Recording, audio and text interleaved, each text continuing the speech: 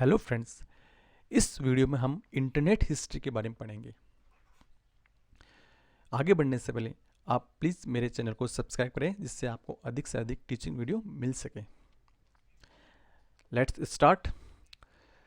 There were some communication network such as telegraph and telephone network before 1960।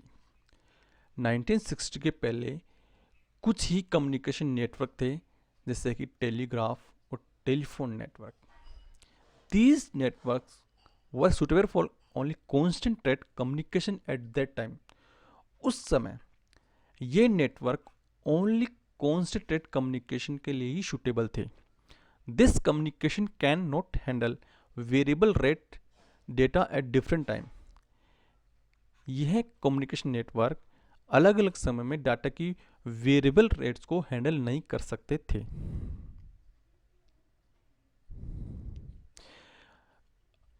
अब है topic है birth of packet switch networks. The theory of packet switching for bursty traffic was first presented by Leonard Kleinrock in 1961 at MIT। 1961 में MIT में Leonard क्लेरॉक ने Vrishti traffic के लिए packet switching की theory को प्रेजेंट किया। At the same time, two other researchers, Paul Baran and at Rand Institute and Donald Davis at National Physical Laboratory in England, published some papers about packet switch network. And उसी समय दो अन्य शोधकर्ता Rand institute में Paul बारन, England में national physical laboratory में Donald Davis ने पैकेट स्विच नेटवर्क के लिए कुछ पेपर पब्लिश किए। नेक्स्ट है ARPA नेट।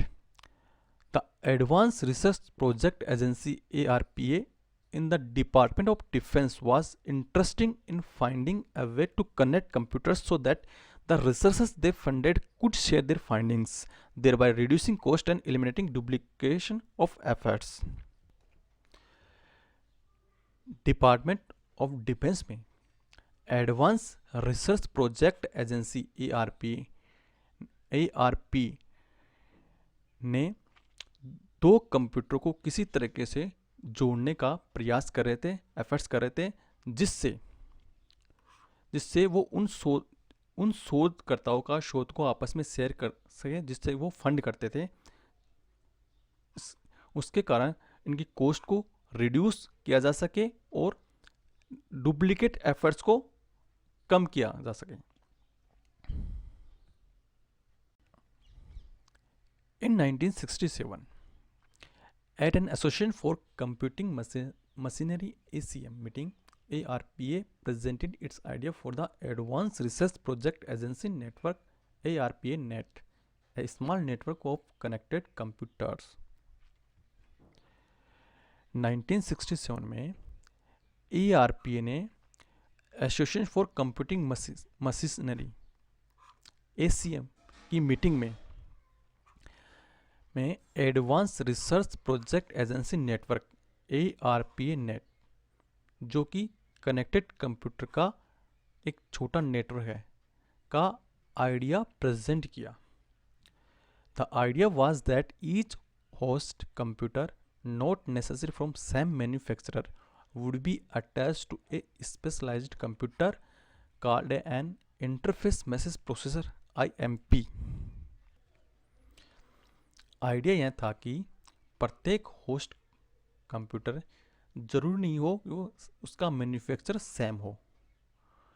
एक विशेष कंप्यूटर जिसको इंटरफेस मैसेज प्रोसेसर IMP कहते हैं से जुड़ा होगा।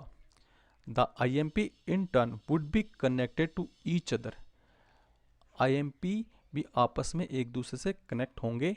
Each IMP had to be able to communicate with other IMP as well as with its own attached host। प्रत्येक IMP एक दूसरे से कम्युनिकेट करने में सक्षम होंगे, उसके साथ ही जिस होस्ट से कनेक्ट है उस होस्ट से भी ये कम्युनिकेट करने में सक्षम होंगे। By 1969, ARPANET was a reality. 1969 में ARPANET का प्रैक्टिकल यूज किया गया। Software called the network control protocol provided communication between the host.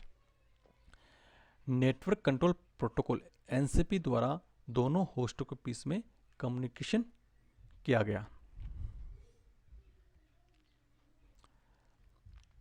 Next है birth of internet. 1972, Windsurf and Bob Kahn, both of whom were part of core ARPANET group, collaborated on what they called the Interneting Project. 1972 में Windsurf और Bob can, जो दोनों ही core ARPANET group के part थे, इंटरनेटिंग project पे मिलके काम किया। They wanted to link dissimilar networks so that a host on one network could communicate with a host on another network. Way dissimilar network को link करना चाहते थे जिससे एक नेटवर्क का होस्ट दूसरे नेटवर्क के होस्ट से कम्युनिकेट कर सके। सर्प and can devised the idea of a device called gateway to serve as the intermediary hardware to transfer data from one network to another. सर्प एंड कहन ने एक डिवाइस जिसको गेटवे कहते हैं का आइडिया तैयार किया, जो डेटा को एक नेटवर्क से दूसरे नेटवर्क में ट्रांसफर करने के लिए एक इंटरमीडिएट हार्डवेयर की तरह वर्क करेगा। नेक्स्ट है TCP/IP। Sharp and Cahan's landmark 1973 paper outlined the protocol to achieve end-to-end delivery of data. Sharp and Cahan ने 1973 में एक प्रोटोकॉल तैयार किया जो डेटा की एंड टू एंड डिलीवरी को अचीव कर सके, जो डेटा की एंड टू एंड डिलीवरी किया जा सके जिससे। This was a new version of NCP. यह NCP का एक नया वर्जन था। This paper on transmission control protocol TCP included concepts such as encapsulation, the datagram, and the function of gateway. इस पेपर में ट्रांसमिशन कंट्रोल प्रोटोकॉल के concept को include किया गया, जैसे कि एनकैप्सुलेशन है, datagram and function of gateway के फंक्शन के बारे में। Shortly thereafter, authorities made a decision to split TCP into two protocols, Transmission Control Protocol and Internet Protocol. इसके बाद अथॉरिटीज़ ने TCP को दो प्रोटोकॉल में डिवाइड करने का डिसीजन किया। पहला ट्रांसमिशन कंट्रोल प्रोटोकॉल TCP और दूसरा protocol internet protocol. IP would handle datagram routing while TCP would be responsible for higher level functions such as segmentation, reassembly and error detection.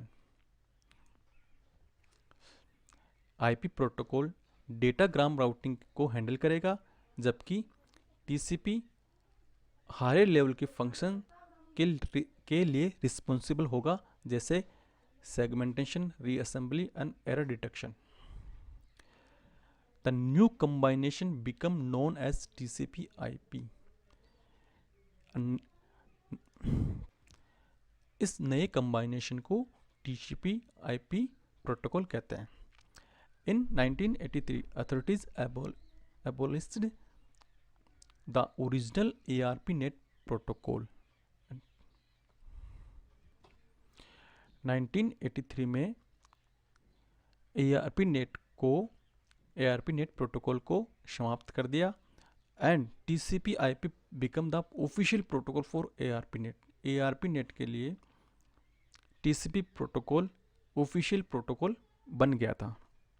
Those who wanted to use the internet to access a computer on different network had to be running TCP/IP.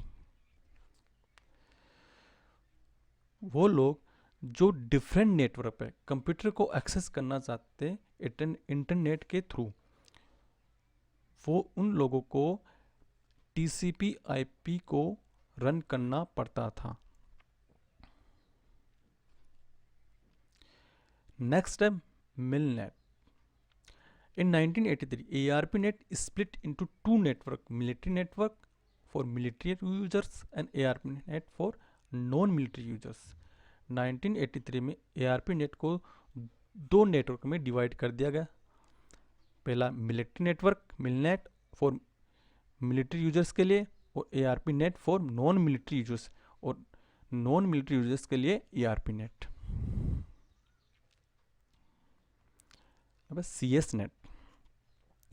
Another milestone in internet history was the creation of CSNet in 1981. 1981 में CSNet का creation किया गया. Computer Science Network was a network sponsored by the National Science Foundation. Computer Science Network CSNet national science foundation द्वारा sponsor किया गया network था. The network was conceived by universities that were ineligible to join ARPNet due to an absence of ties to the department of defence. यह network universities द्वारा बनाया गया था जो ARPNet को ज्वाइन करने में असमर्थ थे. NSFNet. With the success of CSNet, the NSF in 1986 sponsored the National Science Foundation Network, a backbone that connected 5 supercomputer centers located throughout the United States. CSNet की सक्सेस के साथ 1986 में NSF ने नेशनल साइंस फाउंडेशन नेटवर्क को sponsor किया, जो एक backbone की तरह यूनाइटेड स्टेट के में स्थित 5 सुपर कंप्यूटर को कनेक्ट किया. इन 1990 ARPNet was the officially retired और replaced by NSFNet. 1990 में ARPNet को ऑफिशियली रिटायर कर दिया गया और उसकी जगह NSFNet ने ले ली. Next है ANSNet. In 1991, the US government decided that NSFNet was not capable of supporting the rapidly increasing internet traffic. 1991 में US गवर्नमेंट ने डिसाइड किया कि तेज़ी से बढ़ रहे इंटरनेट ट्रैफिक को NSFNet हैंडल करने में कैपेबल नहीं है. 3 IBM companies, IBM, Merit and Verizon, filled the void by forming a non-profit organization called Advanced Network and Services to build a new high-speed internet backbone called Advanced Network Services Network, ANSNet.